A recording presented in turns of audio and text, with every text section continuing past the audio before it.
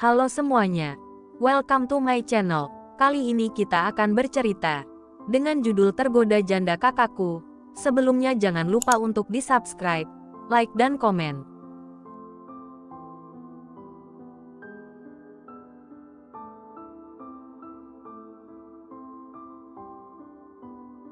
Episode 27, biasakan untuk melihatnya. Pada suatu siang, Arga datang menemui Ricky di kantornya. Anjani sedang sibuk dengan urusan keluarga, khususnya persiapan untuk menyambut kepulangan mertuanya di rumah utama keluarga Baskoro. Anjani dan Ricky biasanya bertemu seminggu sekali untuk membahas hasil penjualan kue di gerai-gerai supermarket milik Ricky.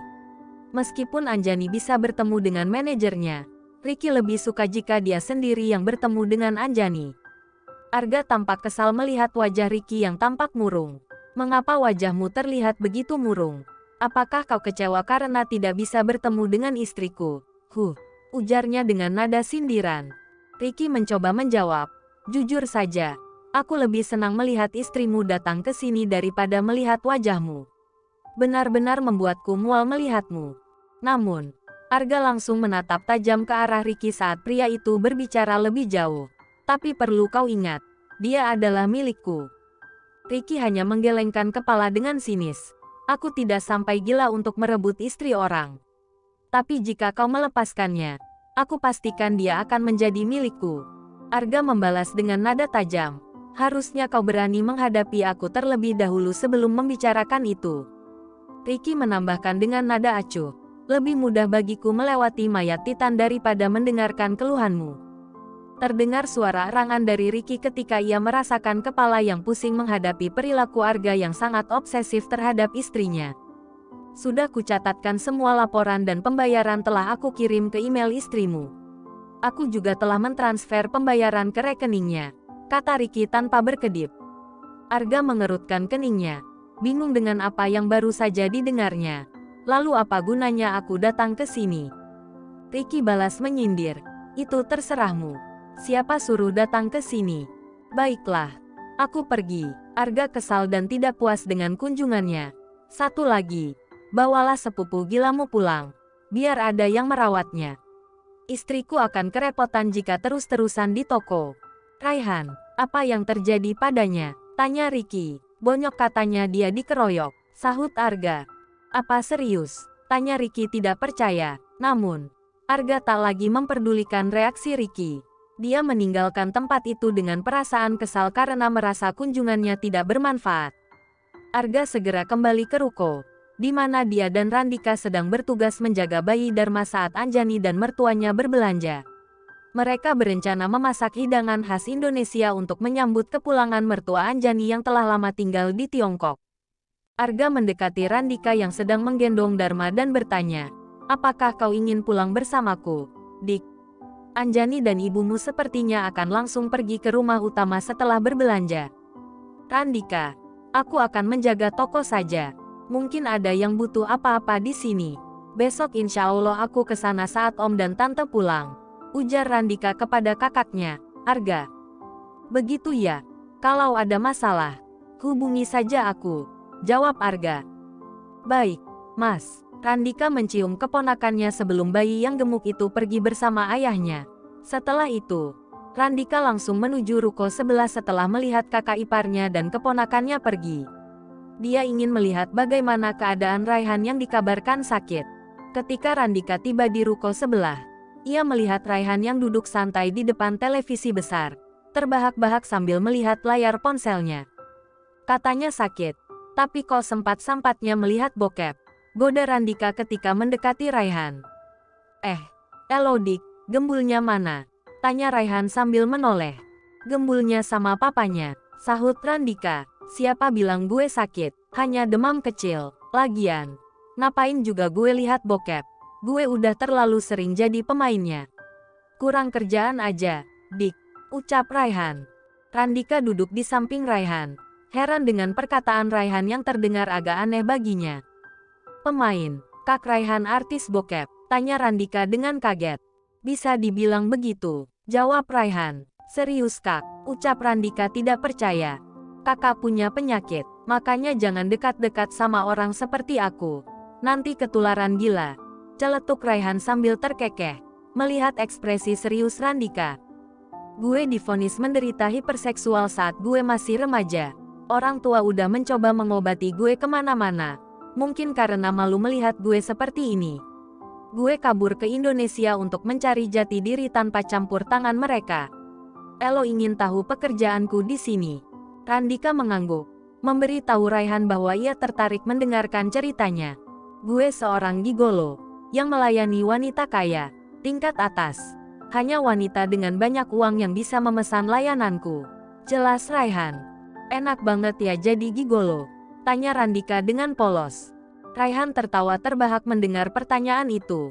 Randika, Elo selalu memikirkan hal-hal yang tulus. Gue mungkin memiliki pekerjaan yang terlihat enak. Tapi sebenarnya, gue memiliki penyakit yang sulit diatasi. Gue hanya ingin Elo tahu. Dan, gue merasa aman di sini. Jauh dari segala tekanan dan ekspektasi orang tua. Randika mengerti bahwa Raihan ingin membuka hatinya. Terima kasih telah berbicara denganku, Kak. Kita saudara. Aku akan selalu mendukungmu. Raihan tersenyum. Merasa lega karena akhirnya berbicara tentang hal ini dengan seseorang yang dia percayai. Pria muda tersebut menjaga jarak dari wanita. Hanya menjalin kedekatan dengan ibu dan kakaknya. Raihan kerap merasa iri terhadap kesederhanaan dan ketenangan yang dimiliki oleh Randika. Baginya, Randika tampak tidak pernah terlalu kerepotan dengan masalah. Jangan coba-coba, atau kau akan menyesal seumur hidup, kata Raihan dengan suara serius. Apakah kakak pernah jatuh cinta? Tanya Randika. Gue kagum saat pertama kali lihat kakakmu. Cantik, baik, ramah. Tapi sayang, dia sudah punya anak dan suami. Jawab Raihan.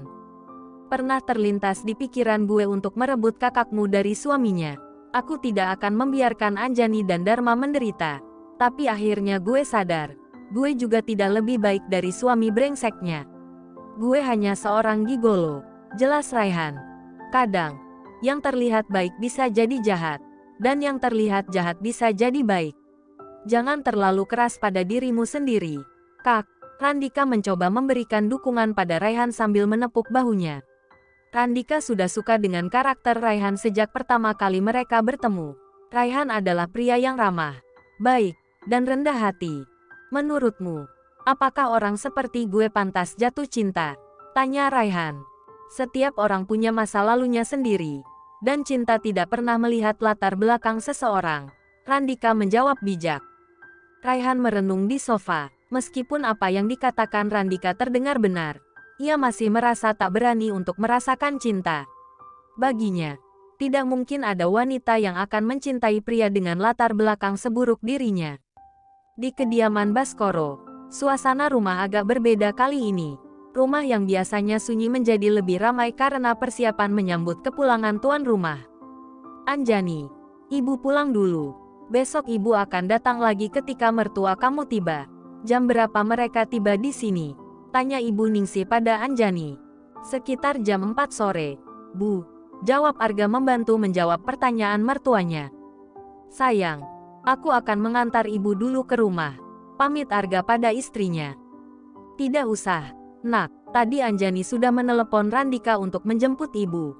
Katanya mereka akan datang bersama Raihan. Dharma biarlah bersama ibu dulu saja. Mungkin istrimu sibuk di sini besok. Ucap Ibu Ningsi. Terima kasih, Bu, kata Anjani sambil mencium bayinya sebelum ibunya membawanya pergi. Baiklah, aku akan mengantarmu ke pintu depan, tambah Arga. Setelah mengantar ibu dan anaknya, Arga langsung mencari istrinya. Tidak dengan sengaja, dia mendengarkan percakapan antara mertuanya dan istrinya. Anjani meminta ibunya untuk menjaga Dharma semalam karena malam ini dia berniat untuk menyerahkan dirinya kepada suaminya. Awalnya, Bu Ningsi tampak sedikit terkejut. Namun setelah Anjani memberikan penjelasan, dia tampak memahami situasi tersebut. Tidaklah mudah untuk melepaskan diri saat pernikahan mereka tiba-tiba seperti ini. Mereka perlu waktu untuk saling mengenal dan memahami karakter masing-masing. Kini, suara gemericik air terdengar dari kamar mandi yang berada di ruangan pribadi Anjani. Wajah Arga tersenyum lebar. Mungkin sekarang istrinya sedang berusaha mempersiapkan dirinya dengan baik. Ceklek, pintu kamar mandi terbuka perlahan-lahan karena Arga tidak bisa menahan rasa tak sabarnya untuk memulai sesuatu yang selalu ditunda sejak kemarin. Dia menghela napas dengan senyum yang tak pernah lepas dari bibirnya. Pandangannya jatuh pada Anjani yang tengah berendam dalam bathtub. Matanya terpejam. Arga masuk dengan hati-hati, melepaskan pakaiannya satu persatu, hanya meninggalkan satu penghalang pada bagian bawahnya. Anjani merasa ada kehadiran di dekatnya dan segera membuka matanya.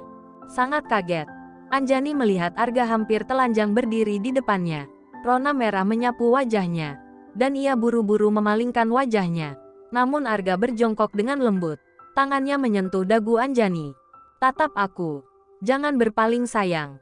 Arga merayu Anjani untuk menatapnya.